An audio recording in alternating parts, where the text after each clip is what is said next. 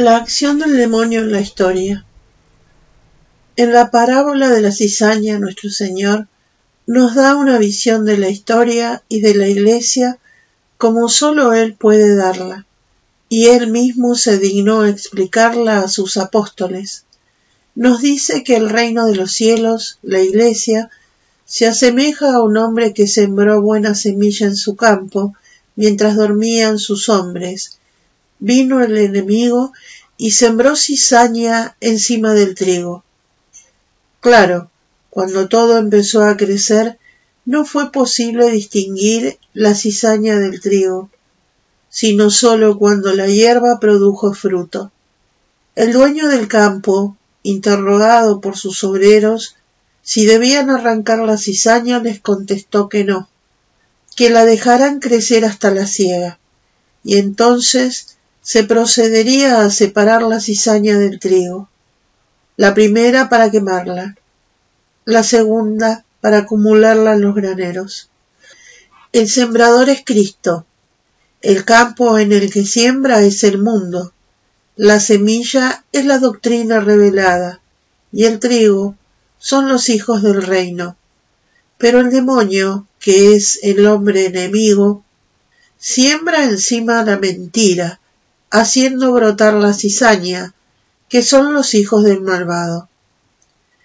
Cristo deja crecer a ambos mezclados, pero el día de la siega, que es el día del juicio final, mandará a sus ángeles a separar a los malos de los buenos, los primeros para echarlos al fuego del infierno, los segundos para congregarlos en el granero del cielo.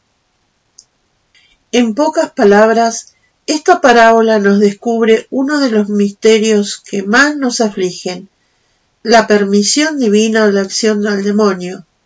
En efecto, el Salvador nos manifiesta aquí 3 puntos importantes. La paciencia divina que permite que el demonio actúe en el mundo al lado de la gracia. La actividad siempre alerta del mismo demonio para contrarrestar y destruir la acción de la gracia. Las tácticas del demonio para realizar esta actividad destructora, sobre todo su habilidad especial en aprovechar la oscuridad para disimularse. Primero, la paciencia divina en permitir la acción del demonio junto a la de la gracia. Había reparado en su siervo Job, varón temeroso de Dios, como ninguno. Y el demonio le contestó diciendo que eso no tenía ningún mérito, ya que Dios lo había colmado de bienes, pero que si le diese la oportunidad de atribularlo, vería cómo Job se rebelaría contra él. El Señor le permitió entonces tentarlo, lo cual hizo de múltiples modos, devastando toda su hacienda, arrebatándole todos sus bienes, matándole a todos sus hijos y cubriéndolo a él mismo de una terrible úlcera de pies a cabeza. Según San Gregorio, Job, así probado, es figura de la Iglesia, especialmente de la Iglesia al final de los tiempos.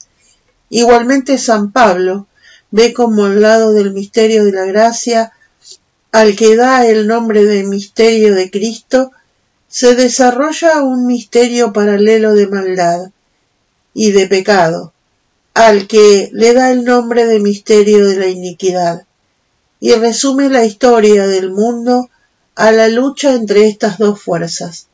Y si bien es cierto que triunfará el misterio de Cristo, no deja de ser pavoroso lo que nos dice del misterio de la iniquidad, que irá tomando fuerza al correr de los tiempos, de modo que parecerá prevalecer hacia el final.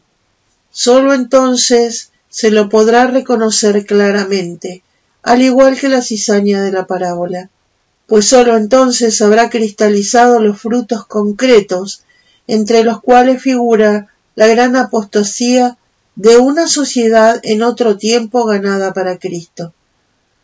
Todo esto corresponde con lo que nos dice nuestro Señor. La tierra sembrada de trigo es el florecimiento del misterio de Cristo. La tierra sobresembrada de cizaña es el misterio de la iniquidad. Ambos crecen juntos, esperando la cosecha, el desenlace final. Segundo, la actividad siempre alerta del demonio para contrarrestar y destruir la acción de Dios. Pues bien, en este misterio de iniquidad, el mismo San Pablo nos invita a ver la acción oculta pero real y decisiva del demonio. Mucho nos engañaríamos si juzgásemos la historia solo por los acontecimientos humanos que la componen, por las causas externas que aparecen por fuera, y no tuviésemos en cuenta que todo eso responde a la acción invisible, tanto de la gracia como del demonio. Detrás de todas las adversidades que sufre la Iglesia se encuentra de un modo u otro, de manera más o menos directa, la acción principal de las potestades de las tinieblas. Y así San Pablo nos advierte que nuestra lucha no es contra carne ni contra sangre, sino contra los espíritus infernales esparcidos por todas partes. Carta a los Efesios, capítulo 6, versículo 12. Bossuet, en su discurso sobre la historia universal, explica atinadamente cómo, apenas el cristianismo empezó a difundirse entre los pueblos gentiles, el demonio le presentó batalla bajo forma de persecución. Viendo que la persecución no lograba suprimir a los cristianos, sino que aumentaba su número, acudió luego a la discusión doctrinal de filósofos paganos contra apologistas católicos. Como tampoco eso bastó, intentó revitalizar las diferencias de religión afirmando, por boca de Porfirio, que en realidad los diferentes dioses eran nombres distintos con los que llamamos una misma divinidad, y que Jesús y Júpiter eran lo mismo. Como los cristianos no cayeron en la trampa, el demonio probó una última intentona, la herejía. En lugar de atacar a la Iglesia desde afuera, empezó a atacarla desde dentro. Es la cizaña sembrada sobre el trigo. Y como se dio cuenta de que esa era la mejor táctica, la conservó ya para el resto de la lucha. De modo que todas las herejías que se han levantado contra la Iglesia, más allá de sus causas humanas, han sido orquestadas por el diablo. Tercero, las tácticas del demonio, especialmente su habilidad para camuflarse. La parábola de la cizaña nos revela interesantísimas tácticas del demonio para proceder a sus intentos. Veamos algunas de ellas. La primera es el cuidado que el demonio tiene para que su acción pase totalmente desapercibida. Ataca de noche, cuando nadie lo ve. Pensar que los ataques del demonio toman frecuentemente una forma exterior, visible, sería desconocer las tácticas diabólicas. El demonio es esencialmente una potestad de las tinieblas. Trabaja en la oscuridad para sorprender y engañar. El éxito de su acción en la Iglesia depende de su habilidad para disimular lo que es y lo que hace, de modo que sólo se muestra exteriormente cuando está obligado a ello, para contrarrestar e imitar los carismas divinos, o las gracias extraordinarias que quiere desacreditar, y cuando se ve vencido o impotente, entonces su rabia puede más que su prudencia. Dos cosas en particular le facilitan este perfil bajo. Ante todo, la negligencia de los obreros evangélicos. La fuerza del enemigo, decía San Pío X, es la debilidad de los católicos. Esto fue siempre así. Cuando los pastores duermen, cuando el cristianismo descuida su fe, su práctica religiosa, entonces el demonio aprovecha la situación para sembrar todos los gérmenes de muerte espiritual que puede, unos doctrinales, que son los errores, y otros morales, que son los vicios, y con eso sabe que tiene la partida ganada. Luego, la misma permisión divina. Esta es vuestra hora, y la del poder de las tinieblas. San Lucas capítulo 22, versículo 53. Dios deja obrar al demonio para espolear a los católicos, para hacer más meritoria su fidelidad, para que los sufrimientos que él provoca sean merecidos de redención de almas y de pecadores. La segunda, su gran arma, la mentira. La disimulación y la mentira son medios de los que no podría prescindir y constituyen toda su táctica de combate. Ya nuestro Señor lo llamaba padre de la mentira, pero la mentira más eficaz es la que es casi verdad. La cizaña es una planta muy parecida al trigo, cuando el tallo y la espiga son todavía muy tiernos. El demonio sembrará continuamente el camino de la Iglesia con medias verdades, que son mentiras enteras. Las herejías son un ejemplo de ello. Se afirman algunas verdades, pero se niegan algunos puntos doctrinales decisivos para que la verdad siga siendo verdad. El Salvador sembró la verdad. De esta verdad sembrada brota el trigo, las almas santas. Pues toda vida de la gracia se basa en la verdad revelada, se apoya en la verdad sobre Dios, su majestad, sus perfecciones infinitas, sus derechos. Se apoya en la verdad sobre el hombre, su condición de criatura, sus obligaciones para con Dios, su dependencia de cada momento para con Él.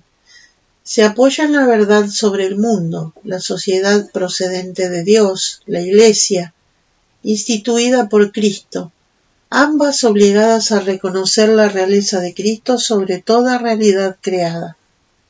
El demonio siembra la mentira.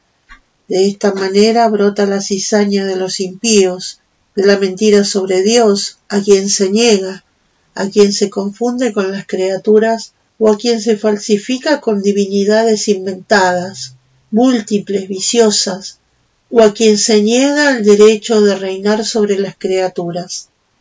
De la mentira sobre el hombre, cuya independencia de Dios se proclama, cuyos derechos se erigen en ley suprema. De la mentira sobre todo el mundo real. Es increíble hasta qué punto el mundo moderno vive de la mentira. Mentira es el ecumenismo actual, que pretende que todas las religiones y todos los dioses valen. Mentira es la ideología de los derechos del hombre. Mentira es la democracia, la libertad de prensa y de conciencia. Mentira es el evolucionismo que enseñan en las escuelas y universidades. Mentira es la prensa, la radio, la televisión, el cine. Mentira es el modo de pensar del mundo moderno, que toma como única realidad la de aquí abajo, negando o olvidando la de la eternidad. Para divulgar estas mentiras el demonio se vale de todo, de personas, instituciones, corrientes de pensamiento, dinero, poder, fama, medios técnicos. Conclusión. De todo esto se sigue que debemos ser siempre sobrios y vigilar, porque el demonio anda alrededor nuestro como león rugiente, buscando a quien devorar. ¿Cómo resistirle? Permaneciendo firmes en la fe. Primera carta de San Pedro, capítulo 5, versículo 9. Esto es, en la verdad, en la gracia sembrada por nuestro Salvador. Debemos atenernos a las enseñanzas de la Iglesia, que no puede cambiar y rechazar con energía todos los embustes de la civilización moderna. Debemos cuidar nuestras relaciones con Dios, recibiendo frecuentemente los sacramentos, cuidando y protegiendo la vida de la gracia, difundiéndola alrededor nuestro y a nuestros hijos, a nuestras amistades. Sobre todo debemos someternos a Dios por el cumplimiento perfecto de su santísima voluntad.